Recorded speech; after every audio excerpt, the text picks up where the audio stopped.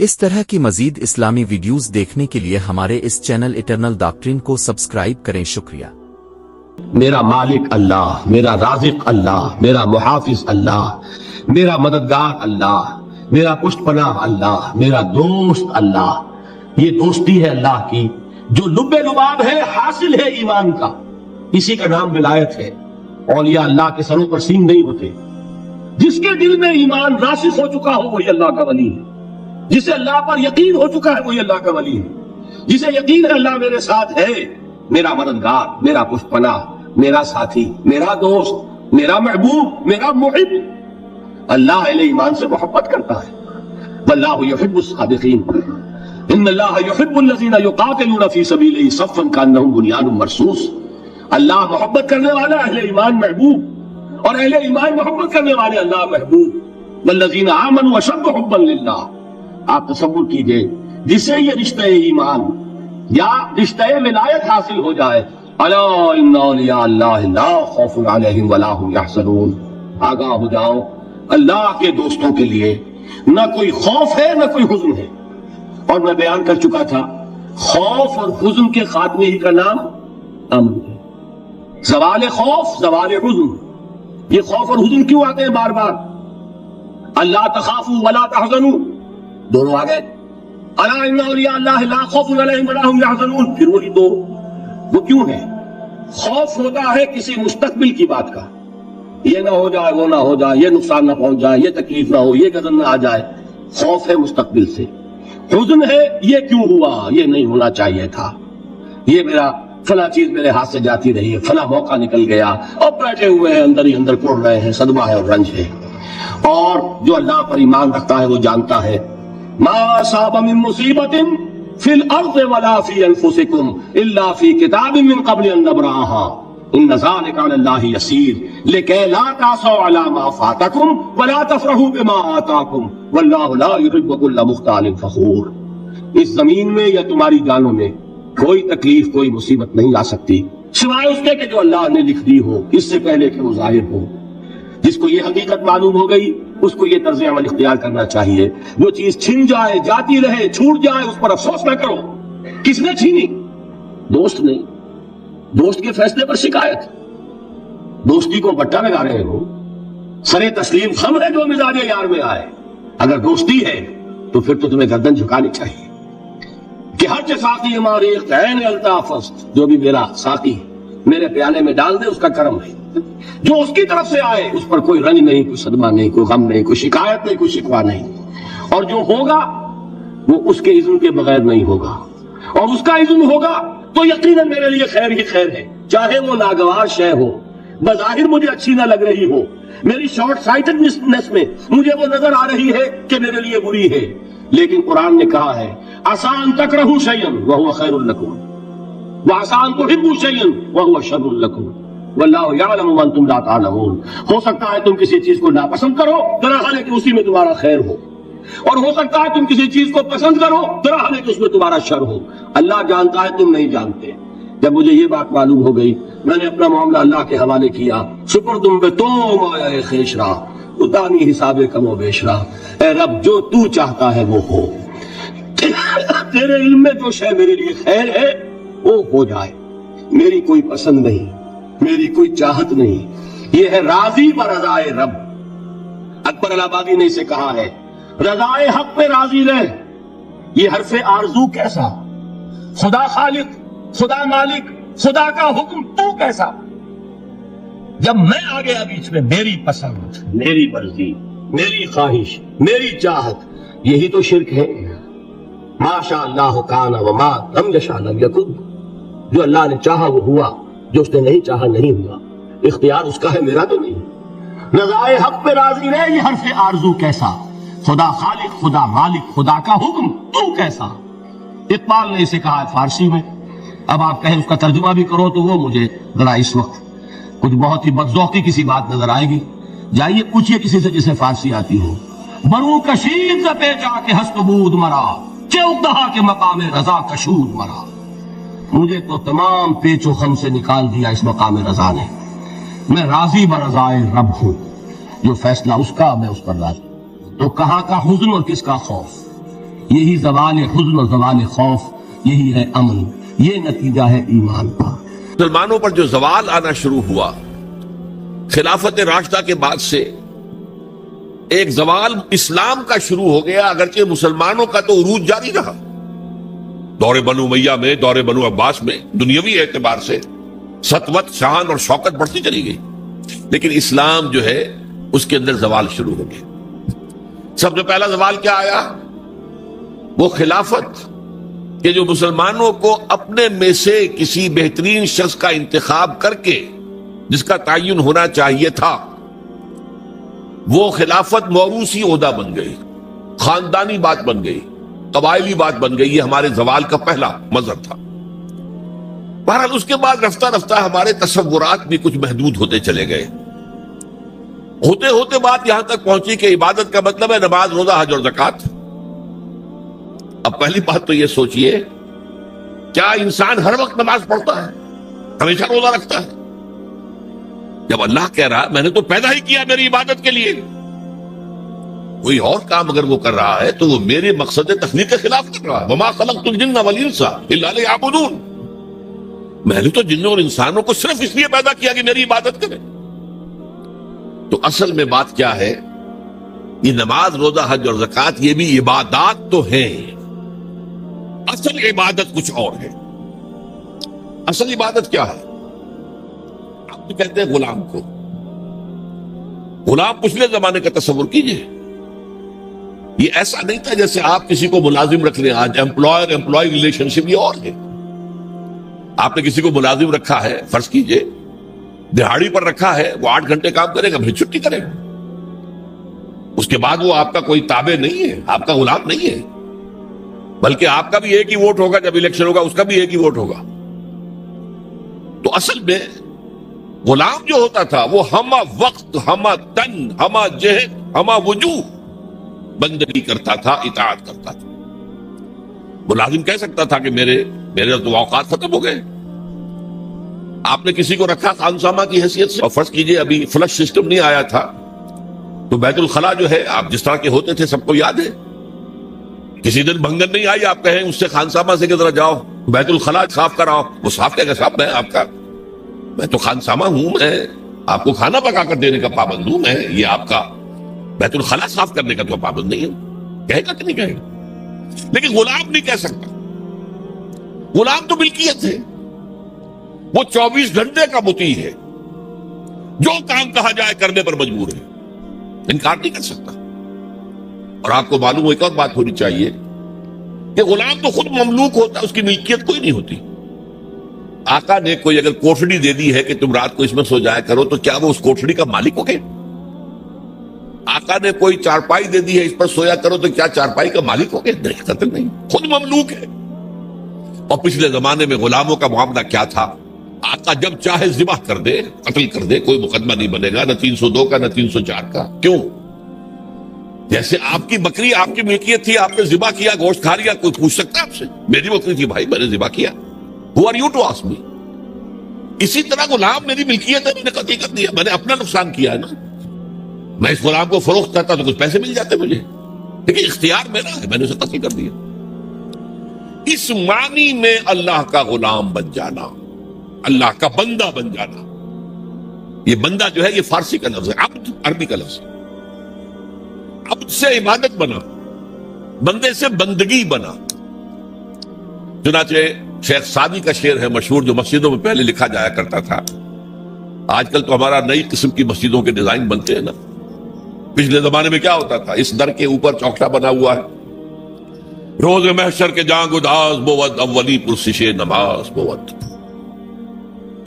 وہ قیامت کا دن جو بہت سخت ہے، پہلا حساب نماز کا ہوگا۔ اور یہ شعر میں لکھا ہوتا تھا، زندگی آمد برائے بندگی، زندگی بے بندگی شرمندگی۔ یہ زندگی ہمیں ملی ہی بندگی کے لیے ہے، وما خلقت الجن والانس الا لیعبدون۔ تو اگر ہم بندگی نہیں کرتے اللہ کی تو شرمندگی ہی شرمندگی ہے، گویا کہ ہم اپنے مقصد تخلیق کو تو پورا نہیں کر رہے۔ آپ نے قلم بنایا تھا لکھنے کے لیے، لکھتا نہیں ہے تو اٹھا کے پھینک دیں گے، آپ اس کو کوڑے میں ڈالیں گے۔ لہذا انسان کی تخلیق اور جنوں کی تخلیق بندگی کے لیے ہوئی. زندگی آمد برائے بندگی، زندگی بے بندگی شرمندگی. یہ ہما وقت، ہما تن، ہما وجوہ، ہما جہد اللہ کی اطاعت، یہ ہے عبادت. اس عبادت کے لیے عبادات ہمیں دی گئی ہے. جیسے یہ اگر کھڑا ہوا ہے شامیانہ تو آپ نے دیکھا یہ جو بانس کھڑے ہوئے ہیں، یہ عبادت جو ہے اس کی چھت سمجھ لیجئے 4 ستونوں پر کھڑی ہے. نماز، روزہ، حج، زکات. نماز کس لیے؟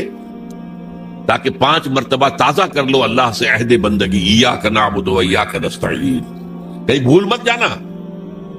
صبح ہوئی ہے، پہلے اپنا اللہ سے بندگی کا عہد تازہ کر لو، پھر دکان پہ جانا، پھر دفتر میں جانا، اور پھر دوپہر میں پھر نکلو، پھر تازہ کرو.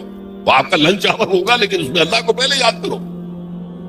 پھر جب بہت زیادہ ایکٹیویٹی کا ٹائم ہوتا ہے شام کا، پھر یاد کرو اللہ کو عصر کے وقت، پھر مغرب کے وقت، پھر رات کو عشاء. 5 دفعہ یاد کرو اقیم الصلاۃ لذکری، کہ تمہیں یہ بات یاد رہے کہ ہم اللہ کے بندے ہیں اور ہمارا کام بندگی ہے. ہما تن، ہما وجوہ، ہما وقت اللہ کی عبادت. روزہ کیوں دیا؟ تاکہ نفس کے اندر جو شیطنت ہے، ان النفس لامارۃ بالسوء، اس نفس کو کنٹرول کرنے کی عادت ہو جائے. بھوک برداشت کرو. کسی وقت کھانے کو حلال چیز نہیں مل رہی تو بھوک برداشت کرو، فوراً کسی حرام شے کے اندر منہ نہ مار دو. تمہارے اندر عادت ہونی چاہیے.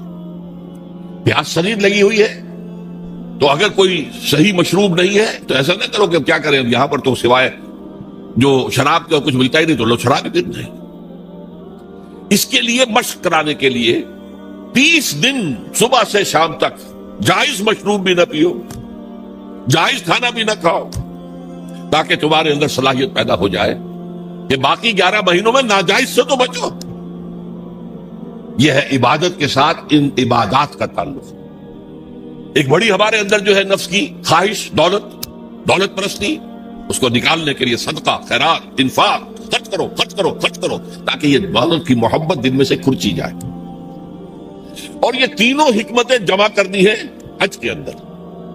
حج میں احرام کے اندر پابندیاں ہوتی ہیں، وہ روزے کے مشابہ ہیں. بڑی رقم خرچ ہوتی ہے، یہ زکوٰۃ و صدقات کے مشابہ ہو گئی. اس میں تلبیہ ہوتا ہے، لبیک اللہم لبیک لبیک لا شریک لک لبیک ان الحمد والنعمت لک والملک لا شریک لک. یہ اللہ کا ذکر ہو رہا ہے. تو ذکر اور انفاق اور نفس کو کنٹرول کرنا، یہ تینوں چیزیں جمع کر دی حج میں. وہ جامع عبادات، جامع العبادات. لیکن ان عبادتوں کے اوپر چھت آئے گی اسلام کی پوری، ہما جہد، ہما وقت اللہ کی بندگی، اللہ کی اطاعت. یہ جو عبادت ہے، ایک بات اور نوٹ کر لیجئے، یہ عبادت جو ہے زبردستی بھی دنیا میں کرائی جاتی رہی. مثلا بنی اسرائیل پر فرعون مسلط تھا، اپنے احکام منواتا تھا کہ نہیں؟ ہم پر انگریز حاکم تھا، اپنا قانون نافذ کرتا تھا کہ نہیں؟ تم اپنے قانون رکھو گھروں میں. تمہارے کتاب میں لکھا چور کے ہاتھ کاٹو، ہم نہیں کاٹیں گے. تمہاری سنت ہے رسول کی، شادی شدہ ہو زانی یا زانیہ اس کو رجم کرو، غیر شادی شدہ 100 کوڑے لگاؤ اور علی الاعلان برسر عام لگاؤ. جاؤ رکھو اپنے گھر پہ، آیتیں پڑھ لیا کرو، ثواب لے لیا کرو. یہاں تو ہمارا قانون چلے گا. اور ہم اطاعت کرتے تھے کہ نہیں؟ یہ اطاعت جو ہے یہ فورس تھی، زبردستی کی تھی، جبر کے ساتھ تھی. اس کو عبادت نہیں کہیں گے.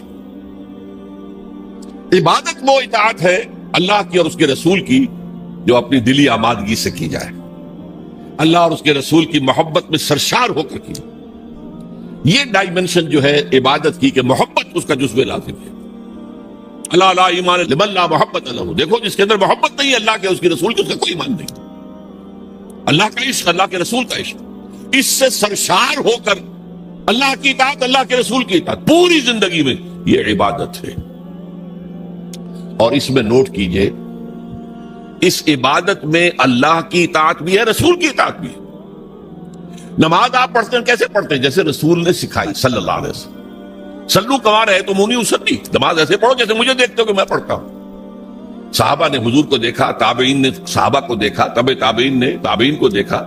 یہ نسل بعد نسل تو نظام جو بنتا ہے عبادت کا اس میں اللہ کی اطاعت بھی ہے اور اللہ کے رسول کی اطاعت. اطیعوا اللہ و اطیعوا الرسول بار بار قرآن میں آتا، بار بار آتا.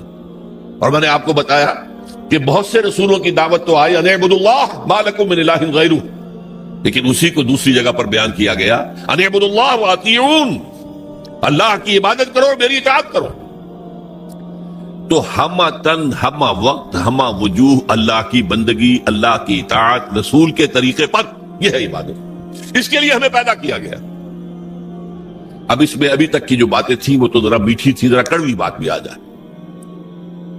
اگر جزوی اطاعت ہوگی تو وہ اللہ کے ہاں قبول نہیں ہے، وہ منہ پر دے ماری جاتی ہے.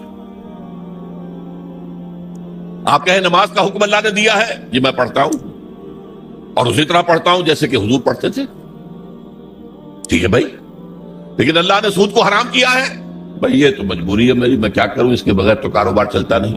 یہ معاملہ اب بہت مخدوش ہو گیا. اللہ کے بعض احکام کو ماننا اور بعض کو پاؤں تلے رون دینا، اس پر جو غضب اللہ تعالیٰ کا اس کو سمجھ لیجئے. سورہ بقرہ کی آیت نمبر 85 افتؤمنون ببعض الکتاب وتکفرون ببعض، کیا تم ہماری کتاب اور ہماری شریعت اور ہمارے قانون اور ہمارے احکام کے ایک حصے کو مانتے اور ایک دوسرے کو نہیں مانتے؟ فما جزاء من يفعل ذلك منکم، تو کوئی سزا نہیں ہے اس کی جو یہ طرز عمل اختیار کریں گے. اللہ کی اطاعت جزوی، یہ مانیں گے یہ نہیں مان سکتے، یہ کریں گے یہ نہیں کر سکتے. فما جزاء من يفعل ذلك منکم الا خزي في الحیاۃ الدنیا، اس کی سزا اس کے سوا کچھ نہیں کہ دنیا کی زندگی میں تو ذلیل اور خوار اور رسوا کر دیے جائیں. وَيَوْمَ الْقِيَامَةِ يُرَدُّونَ فِي أَشَدِّ الْعَذَابِ، يُرَدُّونَ إِلَىٰ أَشَدِّ الْعَذَابِ، اور قیامت کے دن شدید ترین عذاب میں جھونک دیے جائیں. دیکھیے یہ میرا قول نہیں، میں تو اللہ کی بات بتا رہا ہوں. پہلا حصہ آج پوری دنیا میں ہمیں نظر آ رہا ہے، ہم ذلیل و خوار ہیں. شاعر کہتے رہے ہیں آج کیوں ذلیل کے کل تک نہ تھی پسند، گستاخی فرشتہ ہماری جناب میں. دنیا میں ہر مسلمان جو ہے، ہر انسان چوتھا یا پانچواں انسان مسلمان ہے. 1/4 آف ورلڈ پاپولیشن اور 1/5 ایٹ لیسٹ. لیکن مسلمانوں کے لیے عزت کہیں نہیں ہے، ذلت. دنیا کے معاملات میں ہم سے کوئی رائے نہیں دیتا. گزنوی پرسد کے بھیا کشتی تم کون ہو؟ اب G7 بیٹھیں گے، فیصلہ کریں گے، G8 ہوں گے، G9 ہوں گے، G13 ہوں گے، G15 ہوں گے، یا یہ کہ سیکیورٹی کونسل ہوگی UNO کی، وہ فیصلہ کرے گی تم کون ہو. کوئی مسلمان ملک نہ 3 میں نہ 13 میں، نہ G7 میں نہ G15 میں، کوئی بھی نہیں. ہماری پالیسیاں کوئی اور بناتے ہیں. ہمارے پاس تو کوئی کنڈولیسا رائس آ جاتی ہے، یا اس سے پہلے کوئی اور آ جاتا تھا، آ کر حکم دے کے چلے جاتے ہیں یہ کرو، اور کرتے ہیں، دونوں ہاتھ جوڑ کر کرتے ہیں. یہ صورتحال کیوں ہے؟ یہ ذلت اور یہ رسوائی. اور ایک بات پر توجہ کیجئے، آج دنیا میں اس پورے گلوب میں جہاں بھی خون بہتا ہے مسلمان کا بہتا ہے. 50 برس سے کشمیر میں اور فلسطین میں کس کا خون بہ رہا ہے؟ بوسنیا میں کس کا بہا؟ کوسوو میں کس کا بہا؟ مقدونیہ میں کس کا بہا؟ چیچنیا میں کس کا خون بہ رہا ہے؟ فلپائنز میں کس کا خون بہ رہا ہے؟ تھائی لینڈ میں اب شروع ہو گیا ہے. ایک صوبے میں مسلمان اکثریت میں ہیں، وہ چاہتے ہیں کہ ہمیں علیحدہ ملک دیا جائے. ان کے اوپر گولیاں برس رہی ہیں، مارا جا رہا ہے. اس سے پہلے صومالیہ میں کس کا خون بہا تھا؟ نوٹ کر لیجئے، آج اس کرۂ ارضی پر خون جہاں بہ رہا ہے وہ مسلمان کا. افغانستان میں لاکھوں مار دیے، اور آپ کو معلوم ہے کہ عراق کے اندر کتنے لاکھ مار دیے گئے، کچھ اندازہ ہی نہیں، اور ابھی تک معاملہ چل رہا ہے. یہ ذلت اور رسوائی کیوں ہے؟ کہ ہم اپنی پوری زندگی میں اللہ کی بندگی نہیں کر رہے. لہذا اللہ نے کہا ذلت، رسوائی، ضربت علیہم الذلۃ والمسکنہ. اب ذلت اس دنیا میں، تذلل اور ذلت، یہ تمہارا مقدر ہے، یہ سزا ہے اللہ کی. بش کا بات کچھ نہیں کر سکتا، شیرون کا بات کچھ نہیں کر سکتا جب تک کہ اذن رب نہ ہو، پتہ نہیں ہل سکتا جب تک کہ اذن رب نہ ہو. کیوں ہو رہا ہے یہ اللہ کی سزا ہے. فما جزاء من يفعل ذلك منكم الا خزي في الحياة الدنيا ويوم القيامة يردون الى اشد العذاب.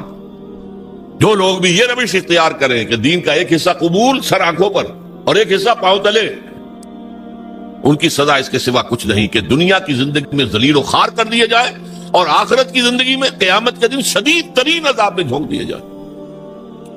یہ طرز عمل اللہ کو کافروں کے مقابلے میں اگر مسلمان یہ طرز عمل کرے گے تو کافروں سے بدتر ہے اللہ کی نگاہ میں. وہ تو صرف صاحب کہتے ہیں ہم نہیں مانتے محمد کو صلی اللہ علیہ وسلم, ہم نہیں مانتے قرآن کو, نہیں مانتے. آپ کہتے ہیں ہم مانتے ہیں اور پھر اللہ کے احکام پر عمل نہیں کرتے.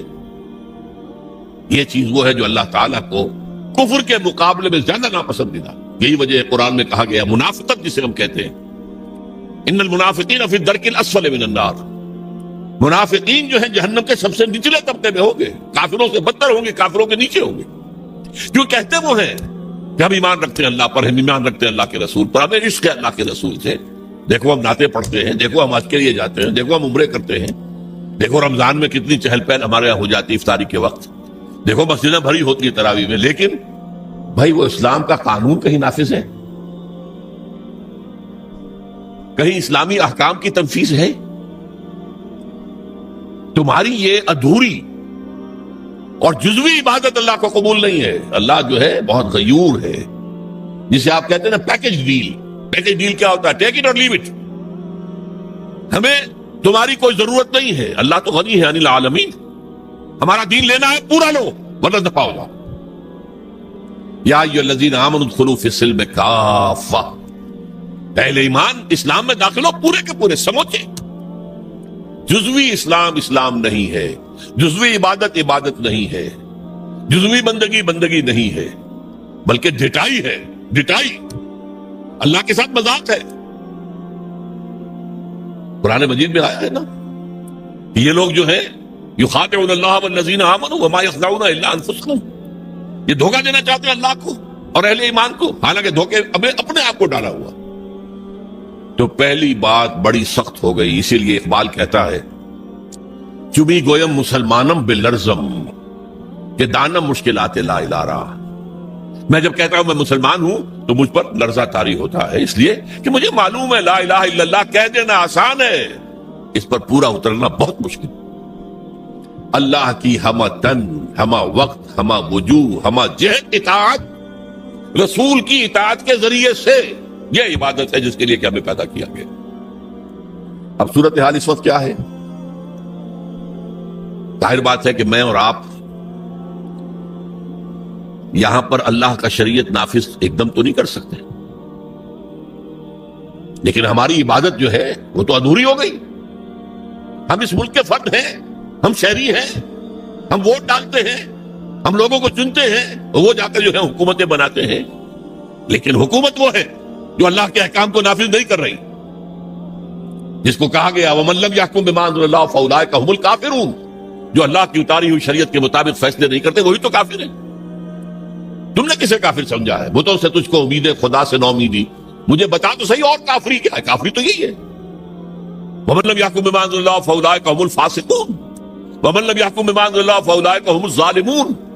یہ تین فتوے ہیں مفتی اعظم, اللہ سے بڑا مفتی تو کوئی نہیں, اور تین فتوے اس کے ہیں یہ جو اللہ کی اتاری ہوئی شریعت کے مطابق فیصلے نہیں کرتے وہی تو کافر ہیں, وہی تو مشرک ہیں, وہی تو فاسق ہے, باغی. یہ سورہ مائدہ کے 7ویں رکوع کے اندر یہ تینوں فتوے موجود ہیں. اب کیا کریں؟ ہمارا پورا معاشی نظام سود پر مبنی, انٹرسٹ بیسڈ کیپیٹلسٹک سسٹم, یہودیوں کا ایجاد کردہ نظام بینکنگ آج پوری دنیا میں ہے. اب ہم بھی اس کے اندر زیادہ سے زیادہ آپ یہی کر سکیں گے نا کہ براہ راست ملوث نہ ہوں, نہ آپ بینک سے قرضہ لیں سود پر, نہ بینک میں رقم رکھیں اور سود لینے کے لیے. یہ تو کر سکتے ہیں آپ, یہ بھی آپ نہیں کرتے تو آپ مجرم ہیں. لیکن یہ ہے کہ آپ اپنی معیشت سے سود کو خارج تو نہیں کر سکتے. حضور نے فرمایا ایک زمانہ آئے گا کہ لوگ اگر سود کھائیں گے نہیں تب بھی سود کا دخان, دھواں اور سود کا غبار, گردہ ان کے اندر جائے گا لازماً. کیوں؟ گندم کا ایک دانہ آپ کھاتے ہیں, اس کے لیے بیج خریدا گیا تھا سودی قرضے پہ, اس کے لیے فرٹیلائز خریدے گئے سودی قرضے پہ, پیسٹی سائیڈ خریدے گئے سودی قرضے پر, اس کے لیے جو ٹریکٹر خریدا گیا سودی قرضے پر, فصل کاٹنے کے لیے ہارویسٹر لیا گیا سودی قرضے پر, تو ایک ایک دانے میں سود ہے. کیا کریں گے آپ؟ کھائیں گے؟ آپ کے اندر جائے گا. اور حضور نے دو الفاظ ایسے استعمال کیے، دخان یا غبار. کبھی کبھی آپ کو معلوم ہے کہ فضا میں ایک گردہ سا چھا جاتا ہے پوری فضا میں. اب آپ کیا کریں گے؟ سانس لینا بند کر دیں گے؟ سانس لیں گے تو مریں گے، بند کر دیں گے تو مریں گے. لہذا وہ گردہ آپ کے اندر، آپ کے پھیپھڑوں میں جائے گا، آپ کو اختیار تو کوئی نہیں. اور دھواں، کہیں آپ کے گھر کے اندر آگ لگ گئی ہے، کسی ہوٹل میں آپ ہیں وہاں آگ لگ گئی ہے، دھواں، کیا کریں گے آپ؟ سانس لینا بند کر دیں گے؟ سانس تو لیں گے جینے کے لیے، دھواں اندر جائے گا کہ نہیں؟ تو براہ راست کوئی شخص سود کھائے نہ کھائے، اس کا غبار یا اس کا دخان، اس کا دھواں لازماً اس کے اندر جائے گا. تو اب کیا کریں؟ جب تک پورے دین کو قائم نہ کیا جائے اس وقت تک ہماری بندگی جزوی بندگی ہے، ہماری عبادت جزوی عبادت ہے. اس گناہ کا کیا کفارہ ہے؟ دیکھیے پچھلے زمانے میں، آج کل تو کنویں ہیں نہیں، کنویں میں کوئی بلی گر گئی، کوئی کتا گر گیا، اب اس کی لاش نکالتے تھے اور ساتھ ہی کتنے ڈول پانی نکالیں گے تو اب یہ پاک ہوگا. آکے نہیں. میرے اندر اگر گناہ جا رہا ہے، دھواں جا رہا ہے سود کا، میں سانس لے رہا ہوں اس فضا میں جس میں اللہ کا دین قائم نہیں ہے، تو میرے اندر گناہ جا رہا ہے، گناہ جا رہا ہے، گناہ جا رہا ہے. اس کا کفارہ کیا ہوگا؟ اس کو صفائی کیسے کریں گے؟ تن من دھن لگا دو اللہ کے دین کو قائم کرنے کے لیے. ابھی یہ عزیزم نوید صاحب جو کہہ رہے تھے بار بار اقامت دین، اقامت دین، کیا مطلب ہے اقامت دین کا؟ دین کو قائم کرنا، پورا دین. جیسے آپ کہتے ہیں ایک ہے نماز پڑھنا، ایک ہے نماز قائم کرنا. زمین و آسمان کا فرق ہے نا. اقیم الصلاۃ، اقیم الصلاۃ، اقیم الصلاۃ. یہ قیام جو ہے نماز کا نظام کا، اس کے لیے مسجدیں تعمیر ہوتی ہیں، اس کے لیے امام اور خطیب رکھے جاتے ہیں، وہاں پر بر وقت جماعت ہوتی ہے، ایک امام کے پیچھے کھڑے ہو کر ہم نمازیں پڑھتے ہیں. یہ نماز کا نظام ہے. اسی طریقے سے دین کا نظام، اقیم الدین، دین کو قائم کرو. اور اسی کو کہا وَيَكُونَ الدِّينُ كُلُّهُ لِلَّهِ، دین پورا کا پورا اللہ کا ہو جائے. فوجداری قوانین بھی اسی کے ہوں، دیوانی قوانین بھی اسی کے ہوں، وراثت کا قانون بھی اسی کا ہو، سود کو جڑ سے نکال کے پھینکا جائے، بیع و شرع کی جو حرام شکلیں ہیں ان کو ختم کیا جائے، جوئے کا خاتمہ کیا جائے، بے پردگی بے حیائی کا خاتمہ کیا جائے.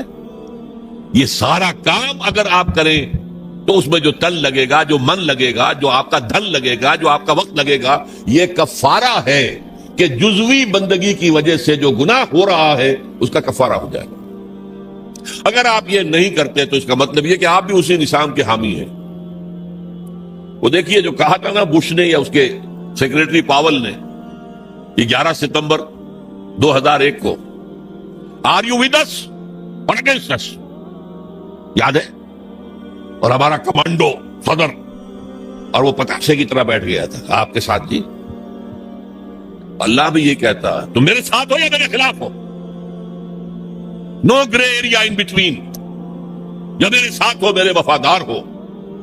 تو جتنے دین پر عمل کر سکتے ہو اتنے پر تو کرو نا. نمبر 1، آخر سود سے غبار سے نہیں بچ سکتے، براہ راست تو سود سے بچو. نہ سود پہ رقم رکھ کر کھاؤ اور نہ سود پر رقم لے کر اپنا کاروبار بڑھاؤ، اپنی بلڈنگیں جو ہے اور اونچی کرو. نہیں، یہ تو کر سکتے ہو. پردہ تو اپنے گھر میں راج کر سکتے ہو کہ نہیں؟ اللہ کا شکر ہے ابھی پاکستان میں تو کوئی ایسا ڈکٹیٹر نہیں آیا.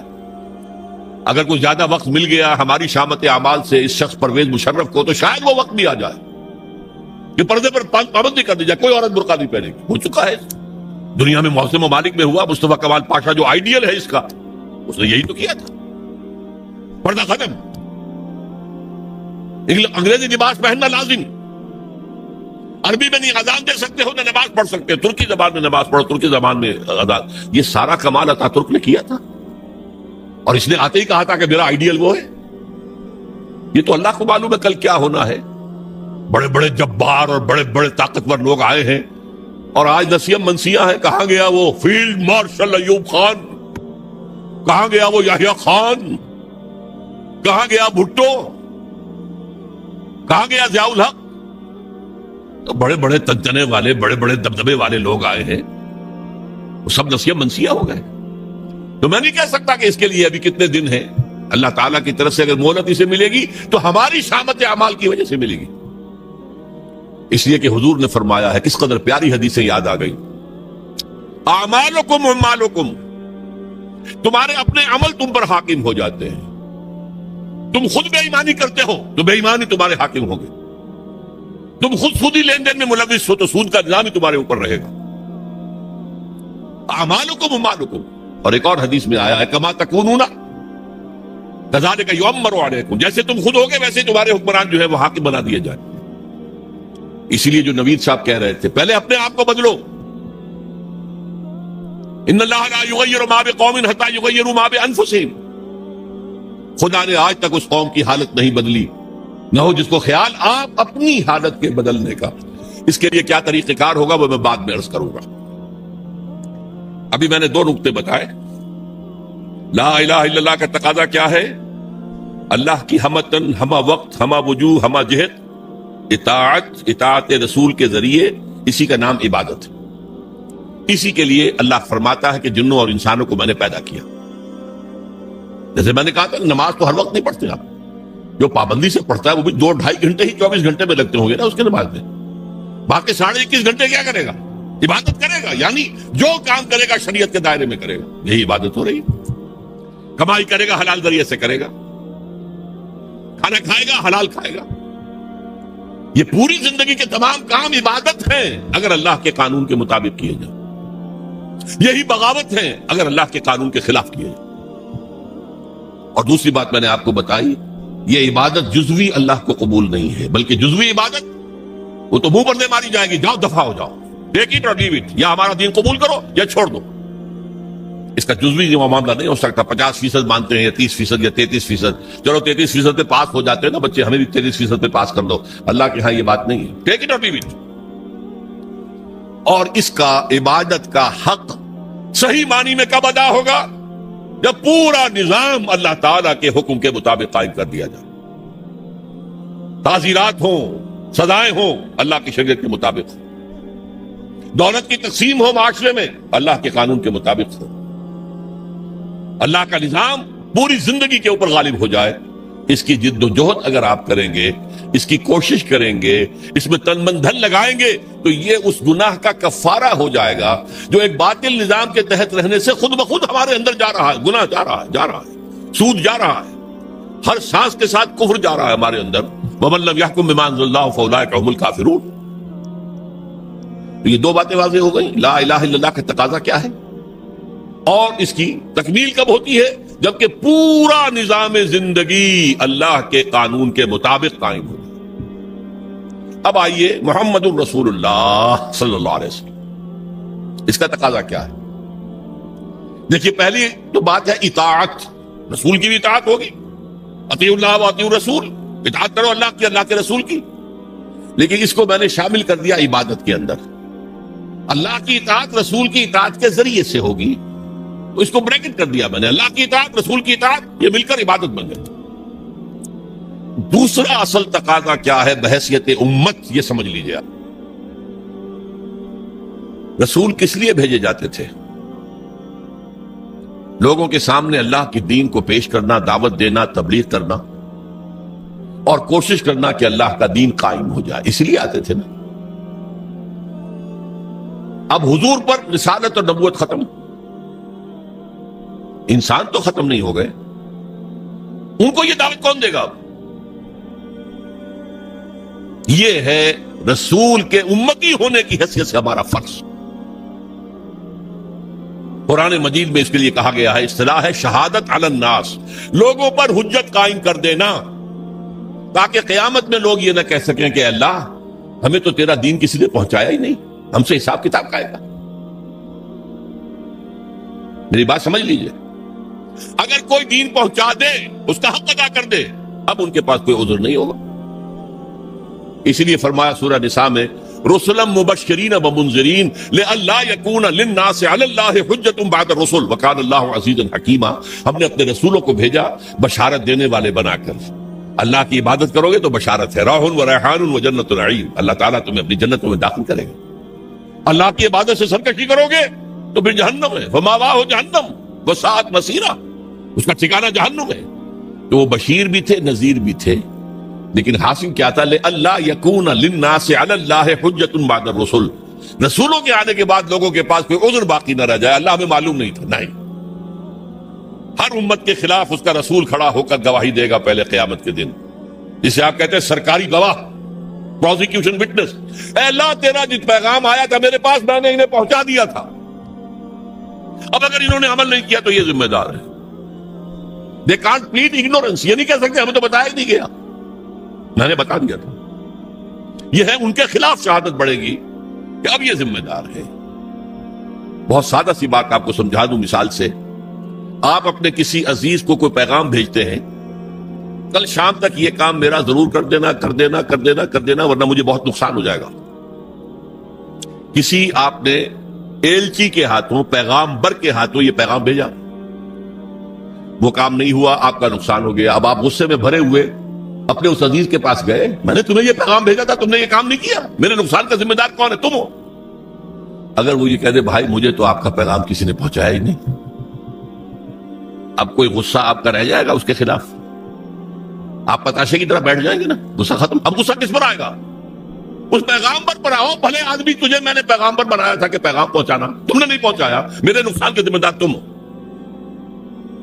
تو یہ پیغام رسانی کا منصب کتنا نازک ہے، کتنا نازک ہے، کتنا نازک ہے۔ اگر آپ نے پیغام پہنچا دیا، آپ فارغ ہو گئے، بری ہو گئے، وہ ذمہ دار ہے۔ اگر آپ نے نہیں پہنچایا تو آپ مجرم ہیں، وہ نہیں ہے۔ اسی لیے کہا گیا سورہ اعراف کے شروع میں فَلَنَسْأَلَنَّ الَّذِينَ أُرْسِلَ إِلَيْهِمْ وَلَنَسْأَلَنَّ الْمُرْسَلِينَ، ہم پوچھ کر رہیں گے ان سے بھی جن کے طرف ہم نے رسولوں کو بھیجا، اور ہم پوچھ کر رہیں گے رسولوں سے بھی۔ پہلے رسولوں سے کہا جائے تم نے پہنچا دیا تھا، اب وہ کہیں گے کھڑے ہو اللہ میں نے پہنچا دیا تھا۔ پھر کہیں گے اچھا اب تم بات کرو، تم نے پیغام میرا پہنچ گیا تھا، کتنا عمل کیا؟ یہی وجہ ہے، دیکھیے حضور نے اپنے آخری خطبے میں اپنی تعلیمات کے اہم نکات کو دوبارہ سہبارہ اس کو نمایاں کر کے پھر ایک سوال کیا۔ ذرا چشم تصور سے دیکھیے، 1.25 لاکھ کا مجمع ہے، معمولی بات نہیں ہے۔ آج بھی 20-30 لاکھ ہی ہوتے ہیں نا آدمی حج میں، 1.25 لاکھ، جبکہ شاید پورے عرب کی آبادی 2.5-3 لاکھ سے زیادہ نہیں ہوگی۔ 1.25 لاکھ آدمی جمع ہے، 1,24,000۔ آپ نے خطبہ دیا، اور خطبے کی شان کیا تھی؟ ایک ایک لفظ 3 مرتبہ دہراتے تھے۔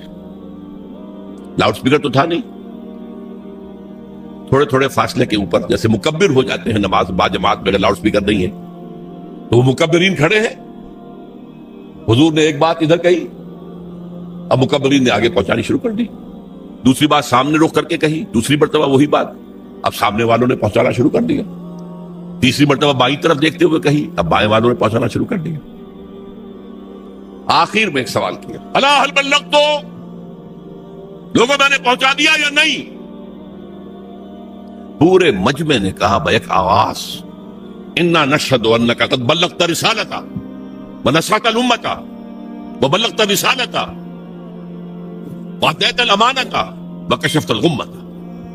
اے نبی ہم گواہ ہیں، آپ نے حق تبلیغ ادا کر دیا، حق رسالت ادا کر دیا، ہماری خیر خواہی کا حق ادا کر دیا، اور کفر کے اور ضلالت کے پردے چاک کر دیے۔ 3 دفعہ کہا الا هل بلغت، اور جواب آیا انا نشهد انك قد بلغت رسالت واديت الامانت ونصحت الامت وكشفت الغمت۔ پھر آپ نے انگلی اٹھائی آسمان کی طرف، انگشت شہادت، اور پھر لوگوں کی طرف، اللہم اشہد اللہم اشہد اللہم اشہد، اے اللہ تو بھی گواہ رہے۔ وہ بوجھ جو میرے کندھے پر آیا تھا، جس کے لیے سورہ مزمل میں کیا کہا گیا تھا، انا سنلقی علیک قولا ثقیلا، اے نبی بڑی بھاری بات آپ پر ڈالنے والے ہیں۔ اس کفر اور شرک کے گڑھ کے اندر توحید کی دعوت دینا کوئی آسان کام تھا؟ اسلام کا پیغام پہنچانا کوئی آسان کام تھا؟ شروع میں تو کہا گیا پاگل ہو گئے، مجنون ہیں، معاذ اللہ ثم معاذ اللہ، شاعر ہیں، ساحر ہیں، مسحور ہیں، کذاب ہیں، نعوذ باللہ من ذلک، نقل کفر نباشد۔ اس کے بعد آپ کو معلوم ہے صحابہ کو مارا گیا، پیٹا گیا، سب کچھ جھیلا کہ نہیں؟ خود 3 برس حضور جو ہیں وہ محصور رہے شیب بنی ہاشم میں۔ یہ جیل ایسی تھی جس میں کھانے کو کچھ نہیں تھا، آپ کی جیلوں میں تو راشن تو ملتا ہے۔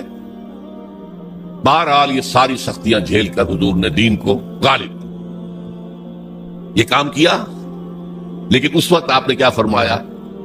اپنی بات 3 دفعہ کہہ کر الا هل بلغت انا نشهد انك قد بلغت الرسالة واديت الامانة ونصحت الامة وكشفت الغمة. پھر کہا فلیبلغ الشاہد الغائب، اب تمہارے ذمے ہے جو یہاں ہے وہ پہنچائیں پورے جہاں آگے عالم تک اس پیغام، اس لیے کہ میں صرف تمہارے لیے رسول بن کر نہیں آیا تھا.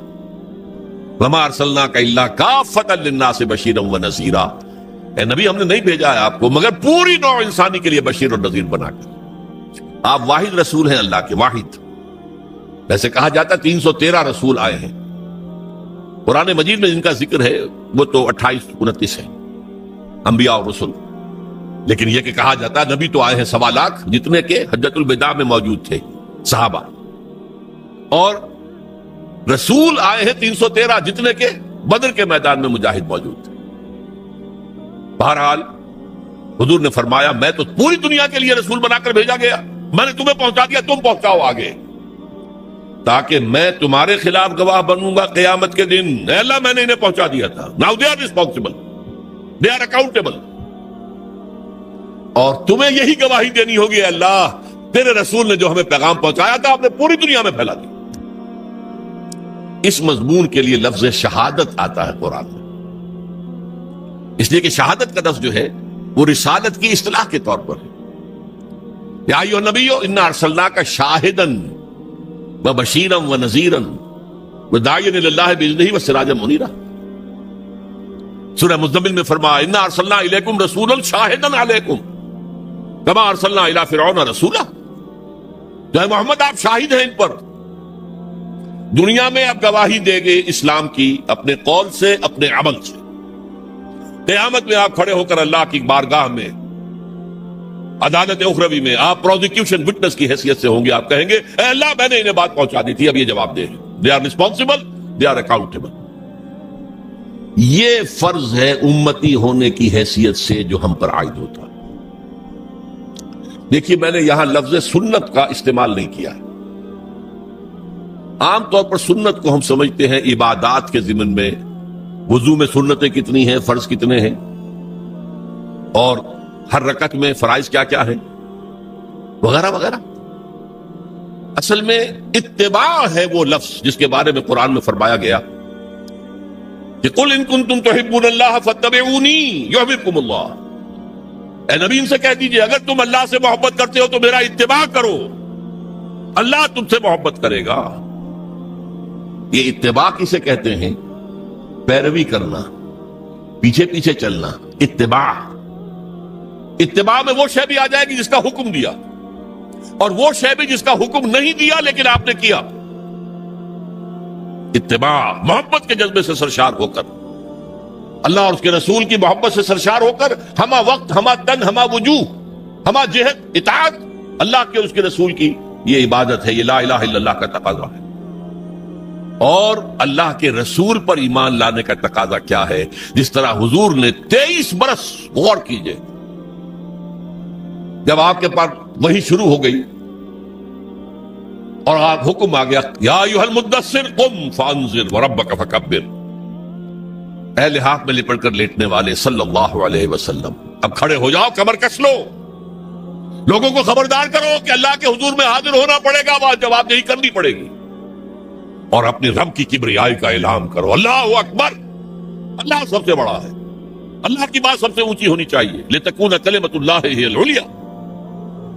یہ جو ہے کام حضور نے 40 برس کی عمر میں وہی کا آغاز ہوا نا. کبھی آپ نے سوچا اس کے بعد آپ نے کوئی معاش کا کام کیا؟ تاجر تھے آپ، بہت اچھے تاجر تھے، بہت کامیاب تاجر تھے، ایکسپورٹ امپورٹ کا بزنس تھا، آپ قافلے لے کر جاتے تھے شام اور واپس آتے تھے، اور اسی تجارت میں آپ کا اخلاق، آپ کا کردار، آپ کی صداقت، آپ کی امانت ایسی ظاہر ہوئی کہ عرب کی متمول ترین خاتون حضرت خدیجہ الکبریٰ رضی اللہ تعالی عنہا نے خواہش ظاہر کی شادی کی. لیکن جب آپ پر وحی آ گئی اس کے بعد 23 برس کوئی اور کام کیا سوائے دین کی تبلیغ اور دین کو قائم کرنے کی جدوجہد. تبلیغ کے لیے تو فرمایا یا ایھا الرسول بلغ ما انزل الیک من ربک وان لم تفعل فما بلغت رسالتہ.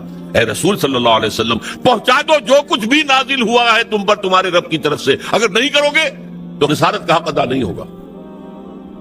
یہی وجہ ہے کہ وہ آیتیں بھی حضور نے ہمیں سنا دی جن میں حضور پر گرفت کی گئی تھی۔ یا ایھا النبی لما تحرم ما احل اللہ لک، اے نبی کیوں حرام ٹھہراتے ہو اپنے اوپر جو اللہ نے تم پر حلال کیا؟ ہو سکتا تھا حضور چھپا لیتے کہ میری یہ پکڑ جو اللہ نے کی ہے، کیوں مسلمان ہمیشہ اس کو پڑھتے رہے؟ پکڑ آئی تھی کہ نہیں؟ ابا صاحب اللہ جاءہ العامہ، ماتھے پر تیوری ڈالی، منہ موڑ لیا کہ ایک اندھا نابینا آیا تھا آپ کے پاس۔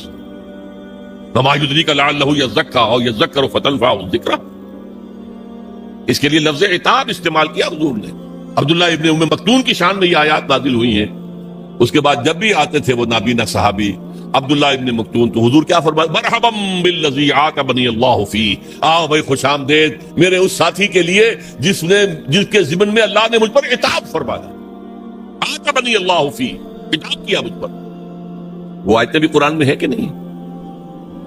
تو نوٹ کر لیجئے، ایک ایک حرف پہنچانا ہے محمد آپ کو صلی اللہ علیہ وسلم، اگر ایسا نہیں کرو گے تو رسالت کا ادا نہیں ہوگا۔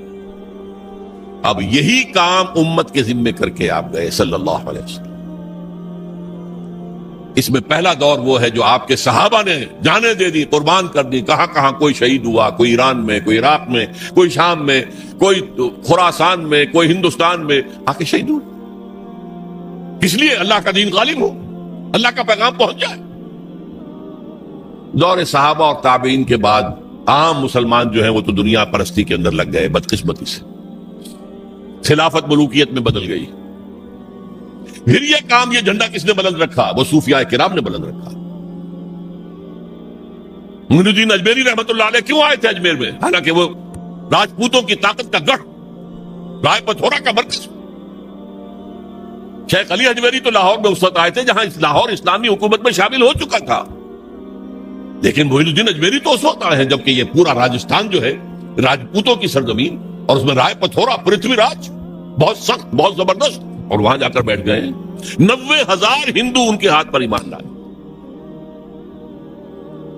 یہ ہمارے پنجاب کے جو دو بڑے بڑے قبیلے ہیں وٹو اور سیال، یہ دونوں قبیلے ان کے ہاتھ پر ایمان لائے، بلکہ یہ دونوں قبیلے تو ان کے پوتے شاگرد کے ہاتھ پر ایمان لائے۔ یعنی شیخ معین الدین اجمیری رحمت اللہ علیہ خواجہ معین الدین کے جو ان کے خلیفہ تھے، خواجہ بختیار کاکی رحمت اللہ علیہ ان کے خلیفہ تھے جو پاک پٹن میں دفن ہے، بابا فرید گنج شکر رحمت اللہ علیہ، ان کے ہاتھ پر یہ دونوں قبیلے ایمان لائے۔ بہرحال یہ کام کیا ہے مسلمانوں نے، پہلے کیا ہے بحیثیت امت، بحیثیت قوم، بحیثیت حکومت، اللہ کے دین کو پھیلانا ہے، اللہ کا قانون نافذ کرنا۔ اس لیے گئے تھے وہ، کیا وہ دنیا بنانے گئے تھے؟ شہادت ہے مطلوب و مقصود مومن، نہ مال غنیمت نہ کشور کشائی۔ پھر جب عام مسلمان اور بادشاہ جو ہمارے بن گئے وہ بھی عیش پرست ہو گئے، محل بنانے شروع کر دیے، جو دنیا میں اور عیاشیاں ہو کرتے تھے بادشاہ انہوں نے بھی شروع کر دی، تو پھر صوفیاء کرام نے وہ جھنڈا سنبھال لیا، ان کے ذریعے سے یہ دعوت پھیلی ہے۔ یہ عرب تاجر تھے، وہ اپنے حسن خلق کی بنیاد پر، یہ سارا جو ہندوستان کا مغربی ساحل ہے جسے مالابار کہتے ہیں آپ، یہاں سارا اسلام جو آیا عرب تاجروں کی وجہ سے آیا۔ پورا یہ ملک جو ہے انڈونیشیا، ملیشیا، یہ ملایا، سماٹرا، جاوا، یہ سارے یہ بھی عرب تاجروں کی وجہ سے ایمان لائے۔ وہاں کبھی چڑھائی نہیں کی گئی، کبھی وہاں تلوار نہیں اٹھی اسلام کے لیے، بلکہ عرب تاجروں کی تبلیغ سے اور ان کی خوش خلقی، ان کے جو کاروبار میں صداقت اور امانت کے عنصر دیکھے ایمان لے لوگ۔ بہرحال یہ جان لیجئے کہ اس کے بعد سے جبکہ یہ ادارہ بھی کم ہو گیا، کمزور ہو گیا، اب امت مسلمہ وہ کام سرے سے نہیں کر رہی۔ یہ وہ جرم ہے بحیثیت امت جو ہمیں کام کرنا چاہیے تھا۔ ہم امین ہیں قرآن کے، ہم امین ہیں اللہ کی شریعت کے، اور فخر کرتے ہیں ہم اس پر۔ سارے نبیوں سے افضل ہمارا نبی یقیناً ہے، لیکن اس افضل نبی صلی اللہ علیہ وسلم نے آپ پر کیا ذمہ داری ڈالی تھی؟ بلغوا انی ولا آیا، میرا کوئی ایک بھی امتی نہ رہ جائے جو قرآن کی تبلیغ نہ کرے، چاہے ایک ہی آیت آتی ہے ایک ہی آیت کی تبلیغ کرے۔ یہ حدیث ہے کہ نہیں رسول کی؟ کوئی میرا امتی فارغ نہ رہے اس سے۔ یہ کام ہے جو بحیثیت امتی ہمارے کندھے پر ہے۔ یوں سمجھیے کہ خطبہ حجۃ الوداع میں وہ بوجھ حضور کے کندھے سے اتر کر امت کے کندھے پر آ گیا۔ اسی لیے میں کہا کرتا ہوں سائی آف ریلیف، اے اللہ تو بھی گواہ ہے، یہ مان رہے ہیں میں نے پہنچا دیا، میرے اوپر اب کوئی بوجھ نہیں۔ انا سنلقی علیک قولا ثقیلا، وہ بھاری بات کا بوجھ میرے کندھے سے اتر گیا۔ یہ شہادت ہے، اور اس کے لیے قرآن مجید میں 2 جگہ آیا۔ ایک سورت ہے سورہ حج، جو مکی دور کی آخری صورتوں میں سے، ایک سورت ہے سورہ بقرہ جو مدنی دور کی پہلی سورت ہے۔ ان دونوں میں درمیان میں ہجرت ہے، ادھر سورہ حج ادھر سورہ بقرہ۔ سورہ حج میں فرمایا اے مسلمانوں جاہدوا فی اللہ حق جہادہ، جہاد کرو اللہ کی راہ میں جتنا کہ اس کی جہاد کا حق ہے، اور کس لیے کرو؟ لیکون الرسول شہیدا علیکم وتکونوا شہداء علی الناس، تاکہ ہمارے رسول صلی اللہ علیہ وسلم وہ تمہارے خلاف گواہی دے قیامت میں کھڑے ہو کر کے اللہ تیرا دین جو میرے پاس آیا تھا میں نے پہنچا دیا تھا، اور تم یہی گواہی دو کھڑے ہو کر اے اللہ تیرے نبی سے جو دین ہمیں ملا ہم نے پوری دنیا میں پھیلا دیا تھا۔ یہ مقصد ہے اس امت کی تشکیل کا، انسانوں کی تخلیق عبادت رب کے لیے، تشکیل امت یہ اس مقصد کے لیے ہے۔ اسی لیے جب امت کی باقاعدہ تاج پوشی ہوئی ہے، یہ لفظ ذرا آپ چونکیں گے، جیسے کسی بادشاہ کے مرنے کے بعد پھر دوسرا بادشاہ آتا ہے تو اس کی تاج پوشی ہوتی ہے نا۔ 2000 سال تک یہودی بنی اسرائیل اس مقام پر فائز تھے، اللہ کی کتاب اور شریعت کے امین وہ تھے، تورات انہیں دی گئی تھی، 20 نبی ان کے ہاں آئے، 3 کتابیں انہیں دی گئیں، تورات بھی، زبور بھی، انجیل بھی۔ لیکن حضور کی بعثت کے بعد بنی اسرائیل معزول کر دیے گئے، ایک نئی امت نبوت اور رسالت محمدی کی بنیاد پر وجود میں آئی، وہ امت مسلمہ ہے جس کو ہم بدنام کرنے والے ہیں۔ بدنام کنندگان نکو نامے چند، ہم اپنے اسلاف کو بدنام کرنے والے ہیں آج دنیا میں، لیکن ہمارا منصب یہ ہے۔ یہ جو کورونیشن ہوئی ہے کب ہوئی ہے؟ تحویل قبلہ، حضور نے 16 مہینے نماز پڑھی ہے بیت المقدس کی طرف رخ کر کے مدینے جانے کے بعد، پھر حکم آ گیا فول وجہک شطر المسجد الحرام، اب قبلہ بدل دو، شمال کی بجائے جنوب کی طرف رخ کرو، خانہ کعبہ کی طرف رخ کرو۔ یہ علامت تھی کہ اس مرکز والی امت معزول، بنو اسرائیل کا مرکز وہ تھا بیت المقدس، وہ مسجد جو حضرت سلیمان نے بنائی تھی، جسے یہ لوگ ٹیمپل کہہ دیتے ہیں، ہیکل کہہ دیتے ہیں، ہمارے نزدیک تو مسجد اقصیٰ تھی وہ۔ حضرت ابراہیم نے، اسماعیل نے علیہ الصلوۃ والسلام خانہ کعبہ کی تعمیر نو کی تھی، حضرت سلیمان نے یہ جو بیت المقدس کے اندر مسجد بنائی۔ بہرحال وہ مرکز ختم، وہ امت معزول، اب خانہ کعبہ کے گرد اور نبوت اور رسالت محمدی کی اساس پر نئی امت، امت مسلمہ، اور اس کے لیے فرمایا وَكَذَلِكَ جَعَلْنَاكُمْ أُمَّةً وَسَطًا لِتَكُونُوا شُهَدَاءَ عَلَى النَّاسِ وَيَكُونَ الرَّسُولُ عَلَيْكُمْ شَهِيدًا، وہی بات جو وہاں کہی گئی لِيَكُونَ الرَّسُولُ شَهِيدًا عَلَيْكُمْ وَتَكُونُوا شُهَدَاءَ عَلَى النَّاسِ، رسول کا ذکر پہلے، امت کا بعد میں، اور یہاں امت کا پہلے كَذَلِكَ جَعَلْنَاكُمْ أُمَّةً وَسَطًا لِتَكُونُوا شُهَدَاءَ عَلَى النَّاسِ وَيَكُونَ الرَّسُولُ عَلَيْكُمْ شَهِيدًا۔ اس مقصد کے لیے جد و جہد، اس کے لیے محنت، اس کے لیے جان کھپانا، اس کے لیے قوت، اس کے لیے صلاحیت خرچ کرنا، مال خرچ کرنا، انفاق کرنا، یہ ہے محمد الرسول اللہ پر ایمان کا تقاضا۔ اب اس میں ایک بات اور سمجھ لیجئے، دین کا پہنچانا ایک ہے قول سے، ایک ہے اپنے عمل سے۔ آپ جو بات کہہ رہے ہیں اس پر عمل کر کے بھی تو دکھائیے نا، ورنہ دیگرا را نصیحت خود را فضیحت، لوگ کہیں گے تم کہتے کچھ اور کرتے کچھ اور، کیا دعوت دے رہے ہو، میں کیا تم نہیں کر رہے؟ عمل سے گواہی، زبان سے گواہی، اشہد ان لا الہ الا اللہ واشہد ان محمد رسول اللہ، زبان سے گواہی دی۔ اب تمہارے عمل سے، تمہارے وجود سے، تمہارے رویے سے، تمہارے کردار سے، تمہاری شخصیت سے ثبوت ملنا چاہیے کہ واقعی تم اللہ اور اس کے رسول کے ماننے والے ہو۔ اچھا، اس کے علاوہ انفرادی سطح پر نمونہ تو پیش کر دیا، اللہ نے دین بھیجا تھا اس کا نمونہ پیش کرو۔ آپ کہیں اللہ نے جو دین بھیجا تھا محمد کے ذریعے صلی اللہ علیہ وسلم وہ بہترین دین ہے، دنیا کہے گی ہمیں کہیں ذرا اس کا مشاہدہ تو کرا دو، کہاں ہے؟ تم 1.5 ارب مسلمان دنیا میں رہتے ہو، اور کتنے بڑی علاقے جو ہیں مسلمانوں کے حکومتوں میں، मुल्कों के अंदर शामिल हैं, कहीं हमें दिखाओ कहां है वो निजाम। क्या कहेंगे हम? निगाहें नीची हो जाएंगी। तारीख का एक वाकया आपको सुनाता हूं। 1915 में शेख उल हिंद मौलाना महमूद हसन देवबंदी रहमतुल्लाह अलैह, उनके साथियों से और उनका आपस में मशवरा हुआ कि अंग्रेज की गुलामी से निजात पाने के लिए शेख उल हिंद तो जाएं हिजाज, वहां अभी मदीने में तुर्क गवर्नर मौजूद था। खिलाफत खत्म नहीं हुई थी, वो तो 1924 में खत्म हुई है, ये मैं 1915 की बात कर रहा हूं। और मौलाना उबैदुल्लाह सिंधी को भेजें जो वाली काबुल है, बादशाह अफगानिस्तान का। मौलाना खुद तो जाकर तुर्क गवर्नर के जरिए से दारुल खिलाफा जो है इस्तांबुल, उससे मदद मांगे कि आप हम पर, हिंदुस्तान पर अंग्रेज के खिलाफ हमला करें, हम अंदर से बगावत करेंगे। और यही पैगाम चाहे अफगानिस्तान के लिए, तुम हमला करो, अंदर से हम बगावत करेंगे ताकि अंग्रेज को यहां से जड़ों से उखाड़ कर फेंक दिया। हुआ क्या? हजरत शेख उल हिंद को जो मक्के का हुक्मरान था शरीफ हुसैन, ये जो जॉर्डन की हुकूमत है अब भी, ये बाकायदा उसी का पड़पोता है। ये होता था शाह हुसैन पड़पोता, ये वाली मक्का था। इसने हजरत शेख उल हिंद को गिरफ्तार करके तश्तरी में रखकर अंग्रेज को पेश कर दिया, ये आपका बागी यहां पर फसाद मचा रहा है। अंग्रेज ने गिरफ्तार करके कहां रखा? माल्टा, मेडिटेरेनियन का, बहरा रूम का एक जजीरा वहां रखा है। 4 साल से जायद वहां पर असीर रहे। यही हरकत होने वाली थी मौलाना उबैदुल्लाह सिंधी के साथ। वो नौजवान थे और खुद सिख से मुसलमान हुए थे, जाट थे। उन्हें पता लग गया बर वक्त, वो वहां से भागकर रूस चले गए। रूस में अभी 1917 का इंकलाब आया था, अभी निजाम नहीं बना था उनका।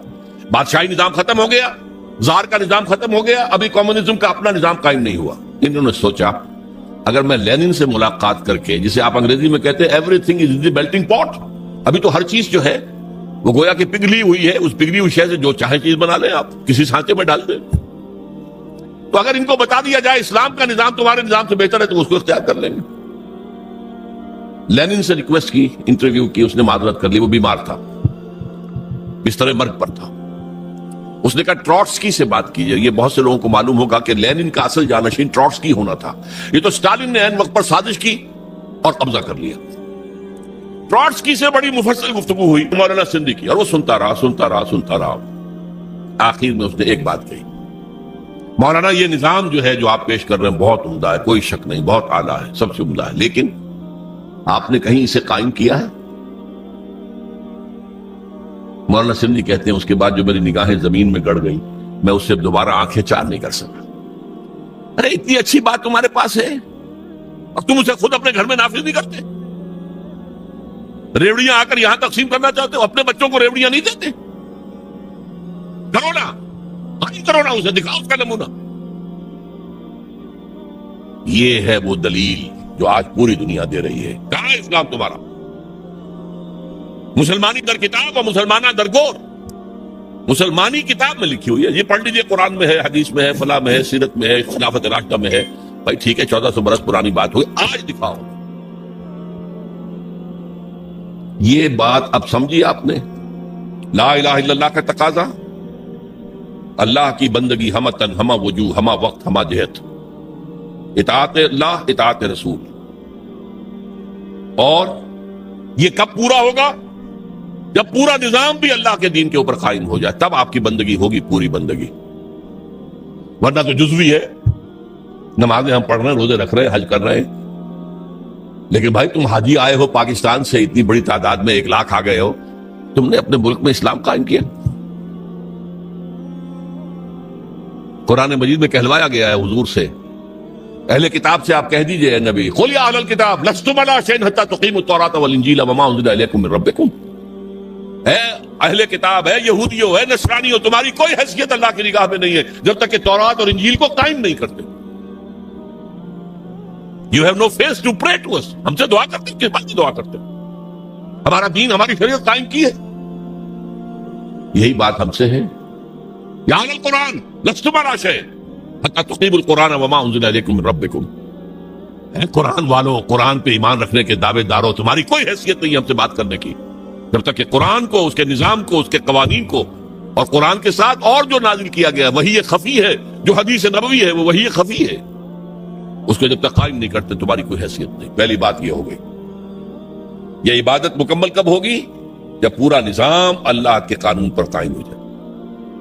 محمد الرسول اللہ کا تقاضا کیا ہے؟ دین کی دعوت، دین کی تبلیغ، قول سے، عمل سے، انفرادی سطح پر، اجتماعی سطح پر۔ یہ اسی وقت حق ادا ہوگا جب آپ اسلام کا نظام قائم کر کے دنیا کو دکھا دیں اور آپ کہہ سکیں come and see with your own eyes, آؤ مشرق کے لوگوں آؤ، مغرب کے لوگوں آؤ، اے جاپانیوں آؤ، اے امریکیوں آؤ، دیکھو یہ نظام ہے محمد کا لایا ہوا صلی اللہ علیہ وسلم۔ See it with your own eyes. اس سے بہتر نظام کوئی ہو سکتا ہے؟ بتاؤ۔ یہاں کوئی ریپریشن ہے؟ کوئی جبر ہے؟ یہاں کوئی ایکسپلائٹیشن ہے؟ یہاں کوئی امیر غریب کا خون چوس رہا ہے؟